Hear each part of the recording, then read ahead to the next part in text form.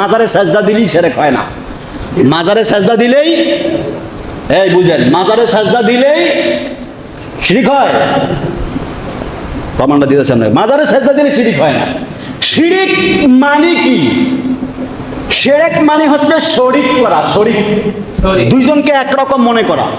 দুইজনকে, যেমন আমি একজন ইমাম আছি, আমার ঠিক আরেকজনকে যদি মনে করেন এই কালাম হুজুর পুরাই এক, কোনো পার্থক্য নাই, তাহলে এটা হচ্ছে শিরক।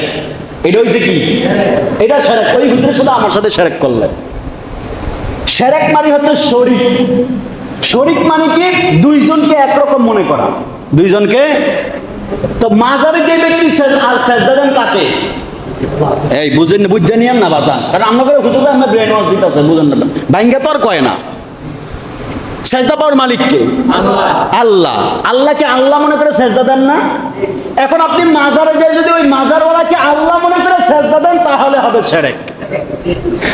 বুঝতে পারতেছেন? মাজারওয়ালাকে যাই যদি আল্লাহ মনে করে সেজদা দেন, তাহলে কি হবে? শিরক হবে।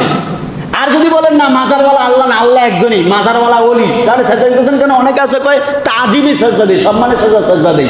যখন তাজিমি সেজদা দিতে যাইবেন, তখন হয়ে যাবে কবিরা গুনাহ। কি গুনাহ? তখন কবিরা গুনাহ হবে।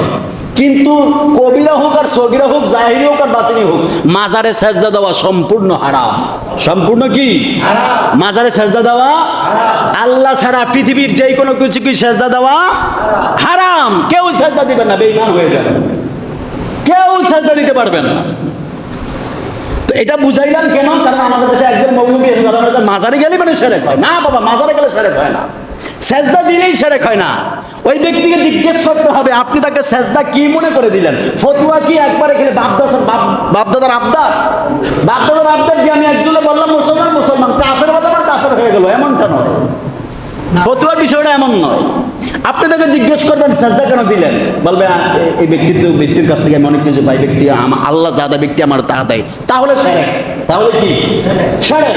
আর যদি বলেন না আমি এটা সম্মানের কারণে সেজদা দিতে, বলবেন না নেক্সট টাইম আর এই সেজদা টেজদা এগুলো দিবেন না, এগুলো দিবেন না। ওলি আল্লাহর দরবারে আসবেন, মাজারে আসবেন, জিয়ারত করে চলে যাবেন।